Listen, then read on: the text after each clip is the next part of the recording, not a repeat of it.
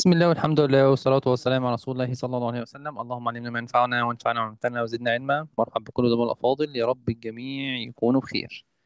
استكمالا يا جماعة للتوبكس الجديدة نسبيا، هي الصراحة مش هنسميها جديدة على قدر ما هي محدثة. يعني احنا في الدفعات اللي فاتت آخر كام سنة في كورس الطوارئ كنا بنشرح بعض التوبكس باختصار شوية، تمام، ولكن بناء على طلب الزملاء حبوا ان احنا نتوسع ونذكر بقى الموضوع بديتيلز اكتر. اكيوت كورونا سندروم بدأنا بيه، ودلوقتي بفضل الله هنبدأ بالهايبر جلايسيميك كرايسيس، موضوع في غاية الأهمية. سواء حضرتك ساعات الحالة زي ما هنشوف بعض الحالات أصلا بتبقى تجيلك العيادة وغالبيتها بيتوجه للطوارئ. بعضها بنقدر نبدأ مانجمنت بتاعها في طوارئ، وبعضها بنبدأ الموضوع بيبقى كومبليتلي في الطوارئ مع نقص الإمكانيات في بعض المستشفيات، وإن كان طبعا ده مش النموذج المثالي. خلينا نبدأ في الموضوع على طول.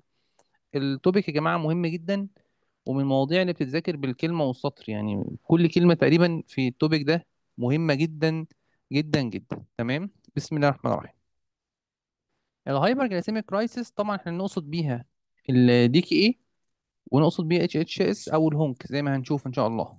دي يا جماعة حالة ايمرجنسي بتحصل لما السكر بيعلى جدا، ومش مشكلة بس السكر عالي وخلاص، لا بيحصل معاه مشاكل تانية. اشهرها طبعا موضوع الدهيدريشن والميتابوليك ديستربنس اللي بتحصل زي ما هنشوف ان شاء الله. وده ممكن تكون اول مره اصلا المريض يكتشف اصلا إن عنده دايابيتس. يعني ساعات بعض المرضى وخصوصا تايب 1 بيكون فيرست برزنتيشن ليه هو الدي كي ايه، يعني هو جاي ابدومينال بين، علامات دهيدريشن، فوميتنج، ودكتور يكون شاطر واقف في الاستقبال. اول حاجه بعد ما يعمل له اي بي سي والفيتال ساينز وكده يعمل راندوم يلاقي السكر بتاعه عالي، يبقى ده اصلا ممكن فيرست برزنتيشن ان هو عنده سكر بقاله كام شهر ولا حاجه ومش منتبه، ويطلع عنده دايابيتس. تمام. او تحصل ككومبليكيشن، هو البيشنت اصلا معروف ان هو دايابيتك، وممكن ده يكون كومبليكيشن ليه. طيب ايه اصلا اللي يخلينا يا جماعه اصلا نوصل للمرحله دي؟ ايه اللي يخلي مريض سكر يدخل مش بس سكره عالي، يدخل في سواء دي كي اي او اتش اتش اس؟ تمام. اول حاجه، اما المريض مش ملتزم باخذ الانسولين بتاعه. تمام كده، يعني هو المفروض الدكتور كاتب له كذا الصبح وكذا بالليل لو ماشي مع الماكستارد مثلا، او بيزل بولس بياخد مثلا اللانتوس بالليل، ومثلا اكت رابيد. يعني الحاجات دي طبعا ورشه السكر شرحنا فيها الحاجات العياده تحديدا، وطبعا الانسولين الخاص بالطوارئ هنشرحه. بس بكلمك ان البيشنت مش بيلتزم بالجرعات بتاعته، او من نفسه، ايه ده 50 ده كتير، 50 انا هاخد 25، 25 كتير انا هاخد 15. تمام. فمش بيلتزم بالجرعات او اصلا مش بياخد الانسولين. تمام. او ركز معايا ان جسمه محتاج كمية انسولين اكتر من المعتاد. مع بعض الحالات اشهرها حالات الانفكشن، يو تي اي بقى، بعض حالات السبسس، بعض حالات النيمونيا. تمام. بعض حالات الانفكشن، بعض حالات سيرجري، بعض حالات تروما ستريس زي ما احنا كاتبين. فالاحتياج نفسه بيزيد، هو بياخد الانسولين الجرعه اللي كاتبها له، خد كذا الصبح كذا بالليل او على مدار اليوم حسب البروتوكول اللي ماشي عليه، هو ملتزم بيها. بس حصل فيه حاجه طرقت معاه، ما كان محتاج ان هو يزود الجرعه وما زودهاش. تمام. طيب اول نوع عندنا يا جماعه في هنتكلم طبعا عن كل حاجه بالتفصيل، وهتلاقي الكلام بيتعاد ويزداد باكتر من طريقه، ما تقلقش كل كلمه تقريبا هتتقال اكتر من مره من الحاجات المهمه. عندنا في نوعين رئيسيين بنشوفهم. اول نوع اللي هو الدي كي اللي هو دايابيتيك كيتو اسيدوز. تمام. ده عاده يا جماعه كل دي مناسبه انترودكشن، وكل انترودكشن البوينتس العريضه اللي احنا نذكرها دي يعني في بقيه المحاضره هندخل بقى كل نقطه بالتفصيل، بس خلينا نتكلم ما زلنا في مرحله الانترودكشن. الدي كي يا جماعه ده غالبا تايب 1. تمام. المراجع بتقول لك ان تايب 2 كمان ممكن يخش بدا ده، بس ده عمليا قليل جدا، مش بقول لك انه مستحيل يعني. معظم حالات الدي كي ايه هي تايب 1 دايابيتس ميليتس. تمام. المشكلة إن مفيش أنسولين في الجسم، فالجسم بيبدأ يحرق فيه الدهون، تمام، يعمل عملية لايبوليسيس. تمام. فبيطلع الكيتون بوديز. الكيتون بوديز ديت هي اللي بتدخل الجسم في مرحلة الميتابوليك أسيدوزيس زي ما هنشوف إن شاء الله بالتفصيل. فالمريض بيجي بسرعة جدا، بيكون حالته متدهورة، الكلام ده كله خلال ساعات، فهي يعتبر أكيوت أونست. وبيكون عنده اعراض مميزه. طبعا اشهرها، احنا بنجمل الاعراض، بقرر لك ان احنا في الانترودكشن لسه تفاصيل كل الحاجات دي هنشوفها بالتفصيل. اشهرها انه يكون عنده فروتي بريس اودر، تلاقي نفس فروتي، المعروف لو حد شمه قبل كده مش هينساه. تمام. بيكون عنده كوزمال ريسبيريشن، بتلاقي المريض عنده نفس سريع وعميق.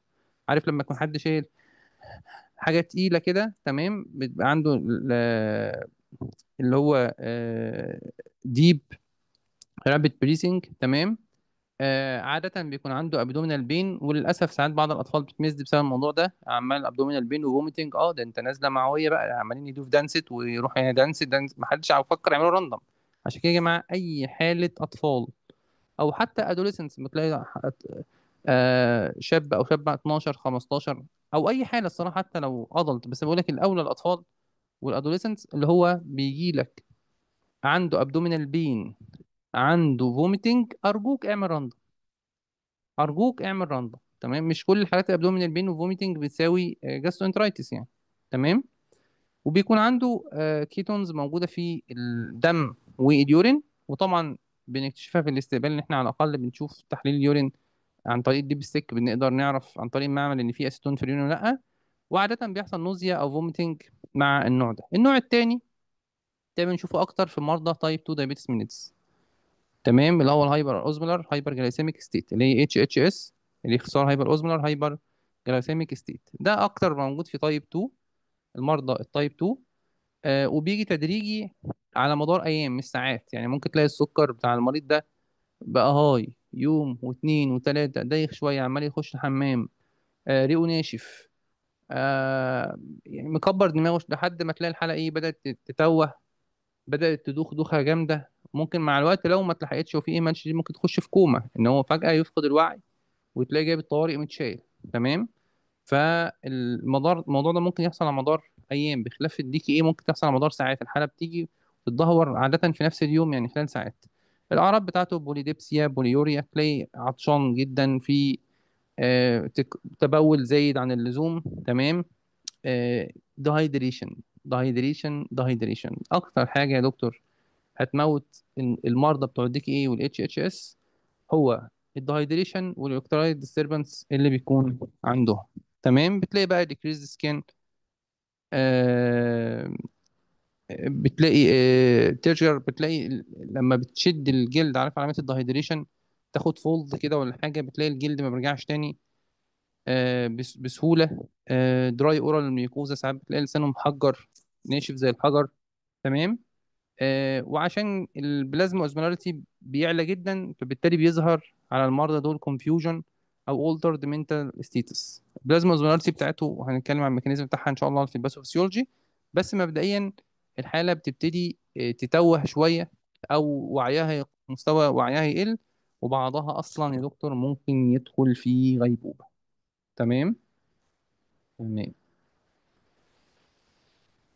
لحد كده الدنيا ظريفة. كل دي يا جماعة انترودكشن. شوف احنا تقريبا عمالين نيجي يمين وشمال في التوبيك، بس بالانترودكشن كل حاجة من دي ان شاء الله هنفصلها بعد قليل. تمام. طبعا في حاجات المشتركة ما بين الدي كي اي والاتش اتش اس، من ضمنها بوليوريا، بوليديبسيا، نوزيا، فوميتنج، ساينس اوف دايهيدريشن، كونفيوجن او كوما. كل ده يا دكتور من الحاجات اللي هي المشتركة اللي ممكن تلاقيها هنا وهنا. طيب العلاج بتاعنا وبرضه هنذكره ان شاء الله بالتفصيل ممكن في محاضره كامله، بس مبدئيا اجمالا طبعا اي في فلويدز اول حاجه. اول خطوه دايما عشان تعالج الفوليوم ديبليشن الموجود، لازم تبدا اي في فلويدز محاليل زي ما هنشوف نورمال ساين، وهنتكلم ان شاء الله على الجرعات بالتفصيل والبروتوكول. لازم تصلح البوتاسيوم، لازم تصلح البوتاسيوم، لان خلي بالك الانسولين بيدفع او بيدخل البوتاسيوم جوه الخلايا. تمام. فلازم تتابع مستوى البوتاسيوم. وطبعا لما بنبدا انسولين بنبدا انسولين اي في انسولين انفيوجن. تمام. وطبعا بنعالج السبب الرئيسي، وهنبدا وهقول لك امتى تبدا الانسولين طبقا للبوتاسيوم، امتى تبدا انسولين وامتى تصبر، وهتدي انهي نوع وجرعات قد ايه. كل ده ان شاء الله في المحاضره بتاع المانجمنت هتذكر ان شاء الله في منتهى الجمال، كلام اب تو ديت. هيبقى ان شاء الله مفيد جدا. نعالج السبب الرئيسي لو في اي انفكشن او ستريس او اي حاجه زودت النيدز بتاعت الانسولين، نعالجها. تمام.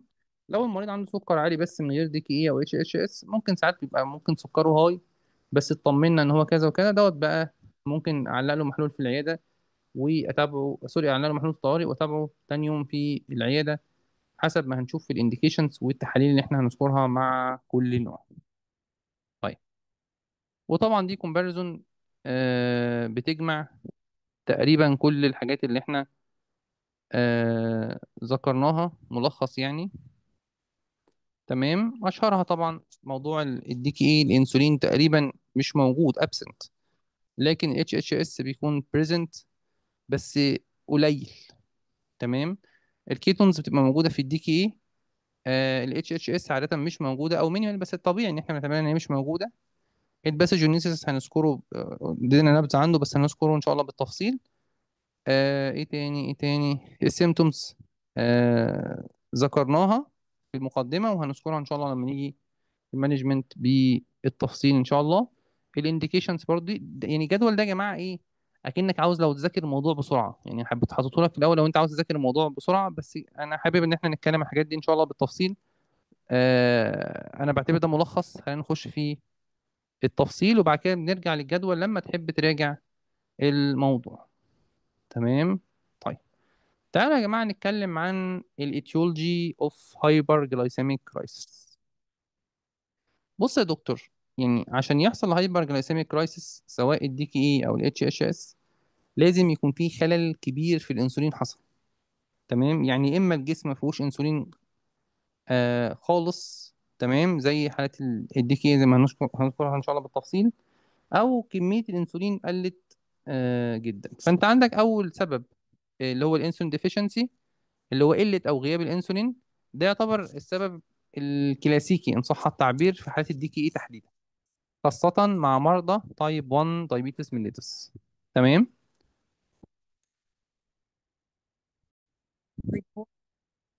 تمام يا جماعة، يبقى إذا عندنا أول سبب اللي هو الانسولين ديفيشنسي، اللي هو قلة أو غياب الأنسولين من الأساس. ده الكلاسيك اتيولوجي أو كلاسيك كوز للدي كي اي تحديدا مع مرضى التايب 1 دايبيتس ميليتس. لحد دلوقتي الدنيا سهلة وظريفة. يعني إيه يا جماعة الكلام ده؟ يعني أصلا مفيش أنسولين، تمام، او ان هو مش كفايه، بس غالبا في حالات الدي كي اي الموضوع بيبقى ابسنت خالص. تمام، وغالبا المرضى دول بيبقوا في حالات التايب 1 دايبيتس ميليتس اللي هو حاله لسه اصلا مش مكتشفه، يعني بقى مش فكره ان هو اهمل في علاجه او خد جرعه، لا، حتى اللي بيهمل في علاجه بياخد جرعه، لا، ده هو ما خدش اصلا، مريض ما يعرفش ان هو دايبيتك وبالتالي اصلا ما خدش انسولين والسكر عنده مرتفع. وزي ما احنا قلنا في المقدمه دي، ساعات اصلا يا دكتور بتبقى فيرست برزنتيشن ان هو المريض اصلا لسه مش عارف ان عنده السكر، وطبعا بيبقى بيجي باد نيوز ان انت بتعرفه بعد كده او بتعرف اهله تحديدا ان غالبا بيبقوا يونج ايج ان دوت حاله دايبيتس. تمام. آه او ان هو نسي ياخد الابره بتاعته، ميسد انسولين دوز. تمام، او ان هو عنده مشكله في الانسولين بامب، واحنا الصراحه يعني في مصر او حتى دول الخليج لحد دلوقتي لسه موضوع الانسولين بامب مش منتشر قوي. تمام، او ان هو في بور ادهيرنس، مش منتظم على العلاج بتاعه. تمام، او مشكله اقتصاديه مش قادر اصلا ان هو يشتري انسولين، او بيستخدم انسولين اكسبايرد، ده هو كان عنده انسولين وسابها في الشمس ونسي مش عارف يحطها فين، فهو تقريبا بياخد حاجه، او جمده الانسولين لما بيتجمد في الفريزر بيبوظ، فهو جمده وبعد كده يطلعه تاني، فهو بياخد انسولين اسما بس، فمفيش مش فعال. تمام. السبب التاني هو الانكريز انسولين ديماند، اللي هو اصلا في حاجه للانسولين ولكن هو بياخد الجرعه بالفعل، بس هو محتاج جسمه اكتر او كميه اكتر، يعني الجسم محتاج اكتر. وده غالبا يا جماعه بيحصل مع حالات الاتش اتش اس او حتى ساعات دي كي اي. تمام كده، لو هو تايب 1 وعنده ستريس زياده ولا حاجه، بس كتير بنشوفها ساعات في حالات الاتش اتش اس، والصراحه برضو عمليا بنشوفها في الدي كي اي كمان. يعني الجسم عليه يا جماعه ستريس او عليه ضغط زياده. تمام، فالجسم بيبتدي يفرز هرمونات انتي انسولين افكت، ليها انتي انسولين افكت او مضاده للانسولين صح التعبير. اشهرها طبعا الكورتيزول، كاتيكولامينز. فبالتالي الحاجات ديت بتقلل الافيكاسي بتاع الانسولين حتى لو هو بياخده بانتظام. اشهر الحاجات دي يا دكتور اللي بتعمل ستريس ستيت ديت، اول حاجه طبعا الانفكشن. والانفكشن هي السبب رقم واحد في حالات الدي كي اي. حالات يا جماعة كنا بنشوفها، بتلاقي مريضة تايب 1 عارفة نفسها ان هي تايب 1 بتاخد الانسولين، يجي لها مثلا، بعضهم مش هقول لك بقى نيمونيا، بعضهم كان بيجي لهم يو تي اي تخش في دي كي اي، بعضهم كانت يجي لها اكيوت برونكايتس جامده ما تعالجش كويس وتهمل في موضوع تخش في نيمونيا. تمام. فالحالات دي بتتدهور بسرعه، فالسبب رقم واحد في حالات الانفكشن خصوصا في حالات الدي كي اي، وبرده الاتش اتش اس نفس الكلام. تمام. اشهرها النيمونيا، بيرينفرايتس، سيبسس، حالات السيرجري، حالات التروما، مايوكارديال انفاركشن. انت متخيل عين بقى مايوكارديال انفاركشن ام اي يروح داخل منك كمان؟ عشان كده الحالات تبقى محتاجه متابعه لصيقه، مش بس الفيتال ساينس والاي سي جي والتروبونين زي ما ذكرنا في الاكيوت كوروناري سندروم، لا، محتاج متابعه للراندوم بتاع السكر، او سوري السكر بتاع المريض ده، عشان لو هو معروف ان هو دايابيتك وداخل عندك محجوز. تمام. البيرنس، الهيت ستروك. تمام. بعض الادويه طبعا زي الكورتيكوسترويد طبعا على رأسها. تمام. البيشنت الالكحوليك، كل الحاجات دي يا دكتور بتدخل الجسم في حالة ستريس ستيت، فبالتالي بيحتاج انسولين اكتر. لحد دلوقتي الدنيا ظريفة لطيفة. حوالي 30% زي ما انا كاتب لك من مرضى الدايابيتس تايب 1 بيكتشفوا المرض لأول مرة بسبب الدي كي ايه. ودي نسبة الصراحة يعني تلت المرضى تقريبا بيبقى هو أول حاجة يعرف بيها إن هو دايابيتك عن طريق إن هو بيجي بدي كي ايه. طيب تعالوا نتكلم على الباثوفيسيولوجي اوف دي كي ايه مقارنة بال HHS.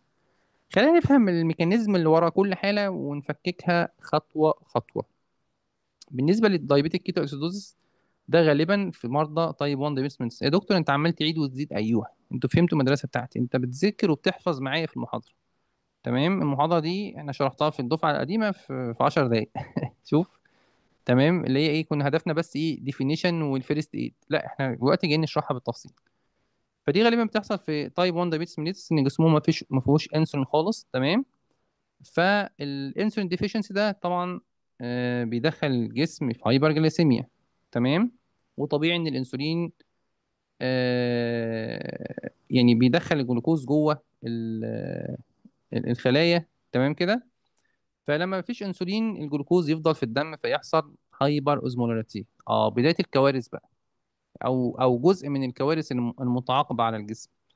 فبالتالي الجلوكوز لما بيحصل بيزيد جدا عشان الانسولين مش بيقدر يحرق او يتخلص من الجلوكوز ده كله، بيحصل لنا تراكم في الجلوكوز او ارتفاع شديد في الجلوكوز، هايبرجليسيميا. فبالتالي الهايبرجليسيميا ديت بتدخل الجسم في هايبر اوزمولاريتي. تمام. الجسم يحاول يخلص من الجلوكوز عن طريق اليورين، فيحصل حاجه اسمها ازموتيك دايوريسيس. الجسم عاوز يتخلص من الجلوكوز دوت عن طريق اليورين. تمام كده. الاوزموتيك ديوريسيس دي مشكلتها ايه؟ ما هو عمال يخرج السكر لوحده. هو في حد سوري في بوليوريا؟ لا، اليورين مش سكر بس، سكر ومعاه ايه؟ معاه ووتر والكترولايز، الووتر بالذات كمان. تمام. فبيدخل الجسم في هايبوفوليميا. هايبوفوليميا ايه ده الكدني هتخش معاه في الخط ده. ممكن عندها يخش في اي كي اي، ايوه ممكن يخش في اي كي اي، او حتى يخش في هايبوفوليميك شوك. ما هو هايبر اوزمولاريتي السكر عالي قوي والجسم عمال يطرد في ميه. عشان كده قلت لك في بدايه المحاضره، دايما بقول لك اكتر حاجه هتموت المريض ده الدهيدريشن والاكتايد ديستربنس. عشان كده الناس فاكره ايه ده سكره عالي، إيه يلا الابره الانسولين. انسولين مين حضرتك؟ ده زي ما انت هتشوف اصلا ساعات، انت ساعات مش هتدي انسولين الا متاخر. اهم حاجه الفلويدز وبعد كده البوتاسيوم. انا هشوف طبقا للبوتاسيوم زي ما هنشوف ان شاء الله العيان ده هياخد انسولين ولا لا. واخد بالك؟ فالقصه زي ما انت شايف لازم تبقى فاهم كل كلمه، لان المانجمنت خصوصا بقى لو انت بتمانج في الطوارئ او الاي سي يو تبقى انت فاهم الفيلم ده كله. لازم مين راح فين ومين جه منين. تمام. طيب ايه تاني يا دكتور بيحصل؟ زياده اللايبوليسيس دي يا دكتور. تمام. بتدخل الجسم في اسيدوزس، بيحصل كيتو اجينسيس والجسم بيدخل في اسيدوزس. الجسم عمال يدور على مصدر بديل للطاقه بمعنى حرفي، فيبدأ يحرق فين؟ بيبدأ يحرق في الدهون. فبالتالي اللي هو اللايبوليسيس، الدهون بتطلع الفري فاتي اسيدز. تمام. الليفر معلش مش بقول لك احفظ لي الكلام ده قوي، لو عندك امتحان او كان، بس انا بقول لك افهم الكلام ده، مش شرط كل حاجه تحفظها لي بالفتفوته يعني، بس انا بفهمك الدنيا ماشيه ازاي. فالدهون يا جماعه بتبتدي تطلع لي في فاتي اسيدز، الليفر بيحولهم لكيتونز، تمام. وطبعا اشهرهم اللي هو الايه، اسيتو اسيتيك اسيد والبيتا هيدروكسي بيوتريك اسيد، تمام. الكيتونز دي يا جماعه دي اسيدك، صح؟ الاسيدك دي بتستهلك ايه؟ بايكربونيتس. ف يحصل او الجسم يدخل في انيون جاب ميتابوليك اسيدوسس. ده شغل عنايه يعني، انت في عيادتك او انت في الطوارئ كفيرست ايد. في الطوارئ طبعا لو بتشوف حالات طوارئ حسب انت في انهي مرحله يعني، بس تبقى انت فاهم الكلام دوت. فدوت الباثوفيسيولوجي يا جماعه. اللي بيحصل. طب يا دكتور ايه تاني بيحصل؟ هل الدنيا بتقف على كده؟ اقول لك يا ريت الدنيا كانت، او مش يا ريت يعني، هو لحد دلوقتي في كوارث كتير الصراحه، مش يا ريت ولا حاجه، اللي فات ده مش لطيف، بس مبدئيا البوتاسيوم داخل معايا في الخط، تمام. بيحصل حاجه اسمها البوتاسيوم شيفت اند ديفيسيت. يعني ايه يا دكتور؟ عندك الدهيدريشن مع الاسيدوزس، تمام كده. كل الكلام ده يا دكتور بتخلي البوتاسيوم يخرج من الخلايا. عندك دهيدريشن مع الاسيدوزس بتخلي البوتاسيوم يخرج من الخليه.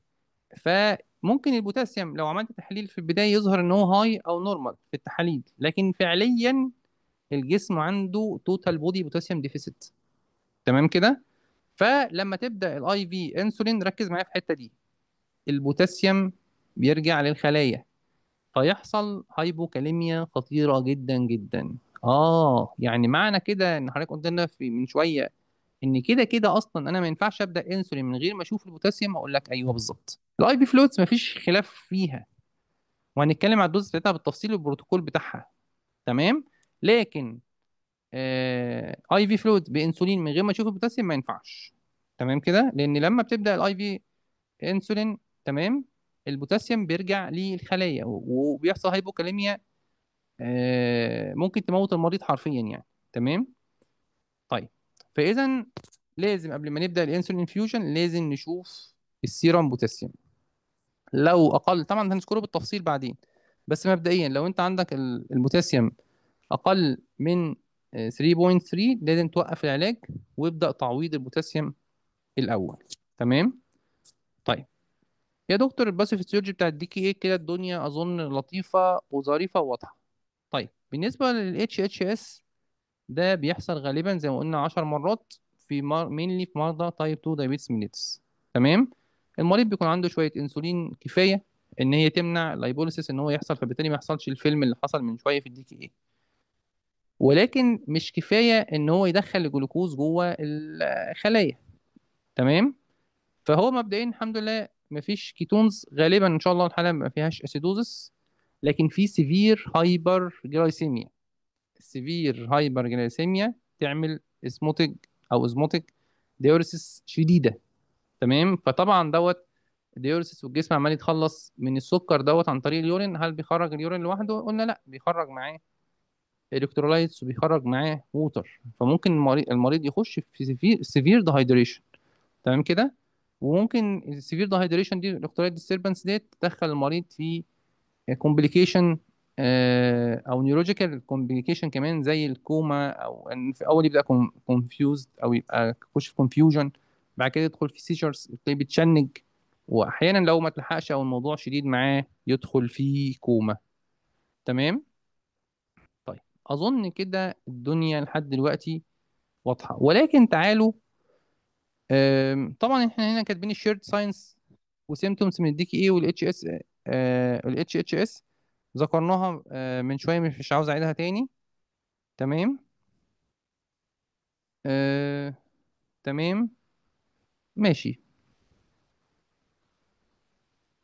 كان في يعني مقارنه لطيفه كده كنت عاوزك يعني المايند تبقى عارفها، اللي هي بين الدي كي اي والاتش اتش اس، تمام. برضو ذكرناها من شويه، بس انا في كلمه عاوزك تعرفها مهمه جدا جدا، او معلومه ان وهقولها تاني قدام بس اعرفها دلوقتي. الجلوكوز ليفل يا جماعه بتاع الدي كي اي عاده بيكون فوق 250. فواحد يسأل يا دكتور 250 يدخل العيان السكر يكون فوق ال 250، الراندوم بتاعه فوق 100 200 250 مللي جرام بالديسيليتر. يدخل المريض في دي كي ايه، ايوه مريض تايب 1 يا جماعه، ارتفاع السكر حتى لو انت شايفه بسيط وهو مش بسيط، 250 و300 دي توديه في دي كي ايه. لكن ممكن تلاقي نفس الرقم ده عند مريض تايب 2، وجاي لك يا دكتور والله ريقي ناشف كده وعطشان بقالي فتره بقيسه 350 400، وعمال يضحك ونازل نجيب بسبوسه ومروح وجاي من الشغل. وطبعا هو دايخ شويه وبيدخل حمام كتير، مش هقول لك ان هو جنرال كونديشن 100 100، بس انا قصدي شغال. لكن مريض تايب 1 يا جماعه يوصل فوق 250 حرفيا ممكن يدخل منك في دي كي ايه، فبرضه انتبه للنقطه دي. تمام. فمبدئيا بالنسبه للمريض بتاع الدي كي ايه، مين اللي بيكون تايب 1، الاتش اتش اس مين اللي بيكون تايب 2. الانسولين عاده بيكون ابسنت في الدي كي اي، لو في الاتش اتش اس. الكيتونز بتبقى موجوده في الدي كي اي ابسنت او مايلد في الاتش اتش اس. طبعا احنا عمالين نراجع ونذاكر مع بعض اهو كذا مره. الاوزمولاريتي يا جماعه بتبقى، ودي نقطه مهمه جدا في الدياجنوزس والتفرقه ما بين الدي كي اي والاتش اتش اس. طبعا زمايلنا بتوع الطوارئ هيبقوا حابين الكلام ده، اللي قاعد في عيادته يقول لك يا دكتور ما بحبش الارقام دي، بس معلش اعرفها. انت النهارده في العياده ما تعرفش ظروف ممكن تجبرك تلاقي نفسك واقف في الطوارئ زي ما حصل ايام كورونا يعني. تمام. الاوزمولاريتي يا جماعه بتبقى مايلد تو مودريت انكريز في الدي كي اي. في الاتش اتش اس بتبقى انكريزد وعاده بتبقى فوق 320. تمام. فدي نقطه مهمه جدا. في حالات الدهيدريشن في الدي كي اي عاده بتبقى مودريت، في الاتش اتش اس عاده بتبقى سيفير دهيدريشن. تمام. الريسك يا جماعه بتاع الدي كي اي، ممكن بيشنت يدخل منك في سيرفر اديما، ممكن يدخل في اريزميا، انت واخد بالك. العيان بتاع ال HHS ممكن يدخل في سيفير دهيدريشن، ممكن يدخل في ثرومبو امبوليزم. طيب الحاجات الشيرد ساينس ما بين ال او التاني الشيرد ساينس برضو بنراجع عشان يبقى انا كده ضميري مرتاح معاك، انا كده الناس عاوزه الموضوع بالتفصيل بنقوله بالتفصيل. الشيرد ساينس والسيمتوم اند سيمتومز بين الدي كي والاتش اتش اس. اول حاجه موضوع بوليوريا، تلاقي المريض بيدخل حمام كتير يتبول كتير. بوليديبسيا، عطشان شديد، في عطش شديد عنده. ريزنت ويت لوس، فجاه تلاقي وزنه بدا يقل. نوزيا، فوميتنج. ساينس اوف دهيدريشن، تلاقي لسانه ناشف، تمام، جلده جاف. ممكن مشاكل في وعيه، كونفيوجن، altered mental status، ليثارجي، ممكن يدخل في كوما. ممكن يشتكي من blurred vision، تلاقي لك انا مزغلل شويه، مفيش جهد، مفيش طاقه. تمام. لكن في علامات خاصة بالدي كي اي، زي ما احنا قلنا الموضوع بيتطور خلال ساعات مش ايام زي الاتش اتش اس. بيبقى موجود سيفير ابدومينال بين في الدي كي اي، اللي هو فروتي بريس اودر ديت، مشهورة اكتر من الحالات اللي بتميز الدي كي اي بسبب الاسيتون. تمام. الكوزمال اسبيريشن، اللي هو بيبقى نفس سريع وعميق شوية. تمام. السكر مش عالي قوي، ممكن تلاقيه 260 و270. تمام كده. لكن العلامات اللي هي بقى مخصصه بالاتش اتش اس ممكن يجي على ايام بيبقى فيه سيفير دهيدريشن، ليثارجي، ممكن يجي بسيجرز، فوكال ديفيسيتس، كونفيوجن. مفيش فروتي بريس، تمام، ولا كوزمال بريسنج. السكر بيكون عالي جدا، ممكن يوصل ل 600 زي ما احنا قلنا. تعالوا نتكلم على الدياجنوزس اوف دي كي اي والاتش اتش اس. محاضرة لطيفة ظريفة، ان شاء الله الجميع يستفيد منها. الانيشال diagnosis approach، لما يجي لحضرتك مريض عنده سكر عالي جدا، او جاي المريض اصلا داخل في كوما او في غيبوبة، وانت شاكك في دي كي اي او اتش اتش اس، لازم تمشي في خطوات منظمة عشان تقدر توصل للتشخيص بسرعة ودقة. اتفقنا يا جماعة في المقدمة بتاع كورس الطوارئ. انا دلوقتي بكلمك عن عين دي كي اي، بس هو جاي لك في غيبوبة في الطوارئ، انت لسه مش عارف ان ده دي كي اي، واخد بالك. في اي عيان يا جماعة ده حاجة صندوق مقفول كده، لازم اشوف موضوع الاي بي سي، واشوف الفيتال ساينس والرندا، وبعد كده اشوف اي حاجة تانية. الاي بي سي، فيتال ساينس وراندوم، بعد كده انطلق. تمام كده. تمام يا شباب. فاول حاجة في موضوع الدياجنوزس، العيان اللي بيجي لك في الطوارئ زي ما احنا قلنا ده بروتوكول عام، لان انا دلوقتي بكلمك على الدي كي اي واتش اتش اس، انت عارف ان انا بشرح الموضوع ده، بس العيان اللي جاي لك في زي ما قلت لك في الاستقبال انت لسه مش عارف هو عنده ايه. تمام. فمبدئيا الفيرست ستيب بالنسبه لي السيرم جلوكوز، اول حاجه لازم تعملها تحليل السيرم جلوكوز. الراندوم يا جماعه في الاستقبال بنعتبره اكيوريت. جهاز الراندوم العادي ده يا دكتور، بس الجهاز بتاع المعمل كيمستري اللي هو الجهاز الكبير اللي بيعمل التحليل اكيوريت طبعا، ماشي. بس العين اللي جاي لي دلوقتي في كوما ده مثلا، او باد جنرال كونديشن، انا لسه هستنى المعمل والنتيجه؟ لا، انا هعمل راندوم، والراندوم في الهايبو والهايبر جليسيميا بنعتبره اكيوريت. اسحب بعد كده تحاليلك اعملها في المعمل براحتك. تمام.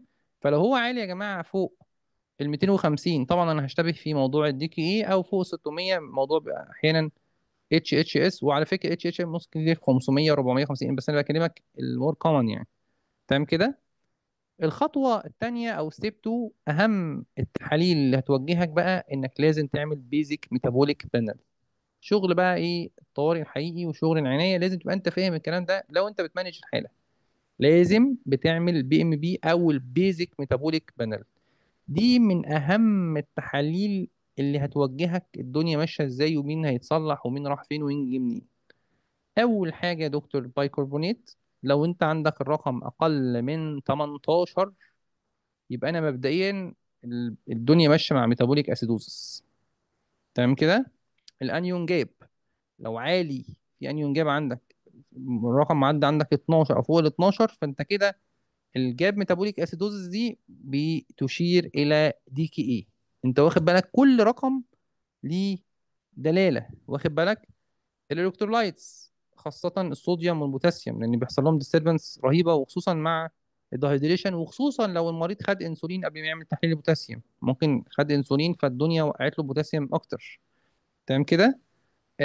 مش بقول لك ان المريض بس ان جنرال ما ياخدش انسولين، انا بقول لك شوف البوتاسيوم الاول، وانا هتكلم عن النقطه دي ان شاء الله بالتفصيل. طبعا لازم تعمل رينال فانكشن، تشوف الكرياتينين تحديدا والبي او ان. تمام. بيزيدوا مع الجفاف الشديد. تمام كده. او ممكن يرتفعوا لو لا قدر الله المريض دخل في اي كي اي. تمام. الكيتونز بتشوف فيه اسيتون ولا لا، ضروري جدا عشان اشوف فيه كيتونز اتكونت ولا لا. تمام. فبنعمل يورين كيتونز عشان نشوف في اسيتون ولا لا. وفي تحليل طبعا بقى اللي هو السيرم بيتا هيدروكسي بيوتريت، ده يعتبر الكيتون او المين كيتون في الدي كي اي. ده يعتبر كتحليل اهم تحليل، خلاص شبه بيأكد لك ان في كيتونز. وده اكتر حاجه بشخص بيها الدي كي اي. طبعا انا يعني افترض ده مش متاح اعمله، لا احنا كل المانيفستيشن وكل الارقام اللي احنا ذكرناها وتحليل يورين لا انا بشخص بيه، بس انا بقول لك لو انت عاوز حاجه تقدر يعني ايه في امكانيات عندك وتقدر تتاكد اكتر، مش بقول لك ان ده مش موجود ما اقدرش اتاكد يعني. تمام. ستيب 4، بعمل اي بي جي طبعا عشان هل في اسيدوزس ولا لا. تمام. فطبعا عندك بي اتش اقل من 7.3 دي معناها ان في ميتابوليك اسيدوزس، وطبعا ده برضو بيجايد مين اكتر او خليني اميل اكتر ان الحاله دي كي ايه. تمام. لما تلاقي البي اتش طبيعي او عالي شويه ممكن دي غالبا تبقى اتش اتش اس. كل الحاجات دي يا دكتور هي جزء من الصوره. كل الحاجات يا دكتور اللي انا بقولها لك دي كلها بتبقى جزء من الصوره. انت بتاخد من اول انفستيشن لحد تحليل الراندوم لحد الاي بي جي لحد بقيه الانفستيجيشن اللي احنا ذكرناها كلها. وبعد كده عندك ستيب 5، موضوع السيرم اوزمولاريتي. تمام كده. مهم جدا في التفرقه ما بين الدي كي اي والاتش اتش اس. فلما بتلاقي عندك الرقم فوق 320 فالحاله مين اللي بتبقى مايله مع الاتش اتش اس. طبعا هتقول لي يا دكتور ما احنا عرفنا عن طريق الكيتونز، اقول لك عشان بعض الحالات النادره او القليله ممكن اتش اتش اس بيكون فيها كيتونز قليله، فانت برضو كده يبقى عندك اكتر من قرينه او اكتر من حاجه بتشتغل بيهم. تمام. تمام. تمام. ادي ارقام ذكرها لك. دي كانت المقدمه بتاعه الدياجنوزس. تمام. تمام. وصلنا لحد فيه. طبعا هيموجلوبين اي 1 سي مهم. الفكره كلها ان انا بالنسبه لي كهيموجلوبين اي 1 سي هيعرفني في انهي منطقه، بس هو يعني عشان المريض دوت توصل له فيرست برزنتيشن حتى لو هو دايبيتك هيغير له بلان اوف كير بتاعته هيمشي على ايه وياخد ايه. فمهم برضو تبقى انت من ضمن الانفستيجيشن، بس مش اللي هتتعمل حالا يعني اهم حاجه موضوع الراندوم والاي بي جي والحاجات اللي هي الايه الانفستيجيشن اللي احنا ذكرناها. تمام. فمبدئيا يعني السمري او جزء من الارقام اللي احنا ذكرناها طبعا موجود هنا. تمام. بالنسبه للسيفيرتي بتاعت الدي كي هنتكلم عنها بعد قليل ان شاء الله. ماشي ماشي، ايه تاني؟ طيب، انت يا دكتور بالنسبه للدياجنوستيك سمري بسرعه كده، لو انت عاوز مقارنه سريعه بالنسبه للارقام، انت عندك الجلوكوز في حالات ال الدي كي ايه. الجلوكوز الدي كي ايه اكتر من 250 اتش اتش اس، الجلوكوز عاده بيكون فوق 600. آم، الكيتونز بتبقى موجوده في الدي كي ايه. الكلام ده اللي بنقوله المره العاشره اهو. تمام، احنا بنذاكر ونراجع مع بعض. الاتش اتش اس بيبقى ابسنت او ممكن موجود مايلد، وغالبا بيكون ابسنت. يعني البي اتش بيبقى قليل في حاله الدي كي اي، بيبقى اقل من 7.3 من 10. عاده في الاتش اتش اس بيبقى نورمال. البيكارب عاده بيبقى اقل من 18 في الدي كي اي. في حاله اتش اتش اس بيبقى نورمال او سلايتلي لو. الاوزمولاريتي بتبقى مايلد انكريزد في الدي كي اي، بيبقى عاليه فوق 320 تحديدا في الاتش اتش اس. الدهيدريشن مودريت في حاله ال HHS بتبقى سيفير.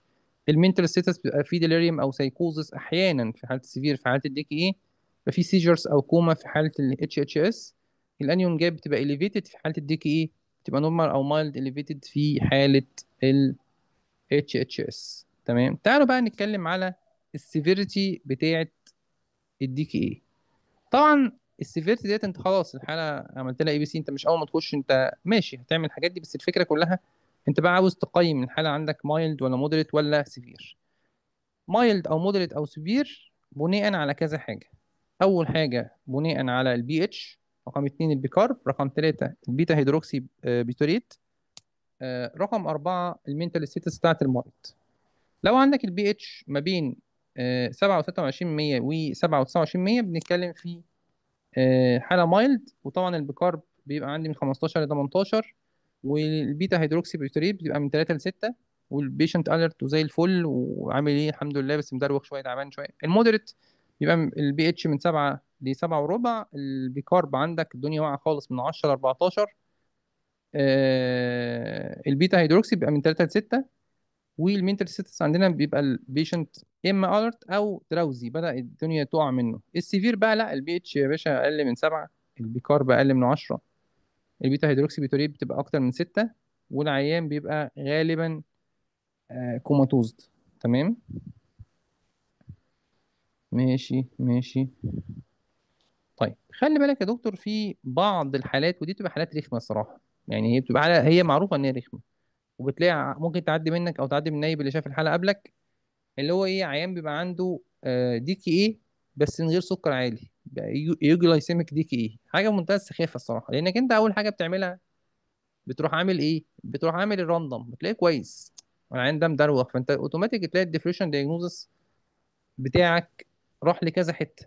تمام. اكتر ناس بيحصل معاهم الناس دي الناس الحوامل.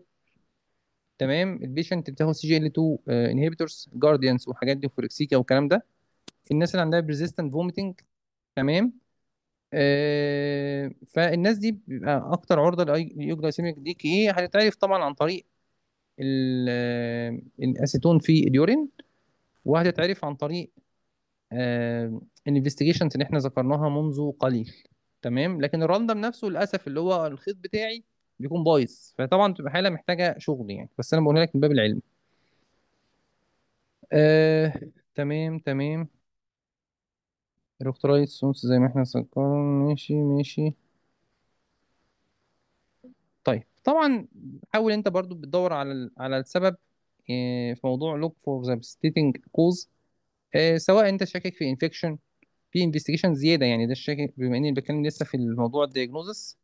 لو انت شاكك في انفكشن تطلب بقى سي بي سي، سي رياكتيف بروتين، بلاد كلتشر، يورين اناليسيس، حسب بقى الاعراض اللي موجوده. انت شاكك في ام اي بنطلب اي سي جي طبعا، والتريبونين زي ما قلنا في اكيوت كورونري سندروم. لو في ابدومينال بين، طيب هل الحالة ماشية مع اكيوت بانكرياتايتس؟ هل في ابدومينال بين بيسمع في ظهره؟ هل البيشنت كان عنده ريسك فاكتور ان كان عنده بانكرياتايتس او كان عنده قبل كده الموضوع هيستوري للاكيوت بانكرياتايتس، فتعمل السيرم لايبيز والاميليز. هل بعض الحالات محتاجه ابدومينال الترا ساوند او سي تي؟ طبعا يا جماعه مش بقول لك اعمل التحاليل دي لاي حد ديك ايه، انا بقول لك انفستيجيشن اكوردنج. الانفستيجيشن دي مش بتطلب روتين مع الراندوم والاي بي جي اللي احنا ذكرناه لا، التحاليل دي او الانفستيجيشنز دي بنعملها لو في حاجه جايد مي في الديفريشن دايجنوزس. تمام كده. لو انت عندك مثلا في altered mental status، ما انت عندك يا دكتور ممكن حالة تكون ستروك مثلا وتأخرت عليها مثلا شوية، واخد بالك؟ فبعض الحالات بتحتاج سيتي برين، بعض الحالات بتحتاج توكسيكولوجي سكرين، حالة مثلا جاية في كوما، فانت عاوز تشوف القصة ايه. فطبعا احنا بنتكلم دلوقتي ايه في الديفيشن دايجنوز بقى اوف كوما انفستيجيشنز دي. ارجعوا للمحاضرة بتاعة الكوما. الشاهد ان اي مريض سكره عالي وجاي في غيبوبة او altered mental status لازم اول حاجة تشوف الراندوم بتاعه جلوكوز، وتشوف الكيتونز عنده موجودة ولا لا. لازم تعمل اي بي جي، لازم تشوف الاوزمولاريتي. تمام. لازم تدور على السبب. تمام. يعني اتمنى يا رب الدنيا كده تكون بدأت توضح معانا. تمام. وطبعا من ضمن الحاجات مع الجلوكوز بتعمله بيزك ميتابوليك بانل زي ما ذكرنا من شويه في تحاليل. دي يا دكتور كانت اهم الانفستيجيشنز، واظن الدنيا سهله. انا اظن انا اتكلمت كتير، بس لو انت قعدت تدور كده يمين وشمال هتلاقي دي الفروقات بقت واضحه شبه انت حفظتها، والانفستيجيشنز بقت واضحه شبه انت حفظتها، والاتيولوجي واضحه شبه حفظتها. فلو انت خرجت حافظ وسمعت الحاجه اكتر مره زهقت منها، فانا كده اظن الدنيا كده بقت تمام بالنسبه لك. وان شاء الله المحاضره الثانيه الجزء الثاني هيكون المانجمنت بتاعنا. سبحانك اللهم ربنا وبحمدك، اشهد ان لا اله الا انت، استغفرك واتوب اليك. والسلام عليكم ورحمه الله وبركاته.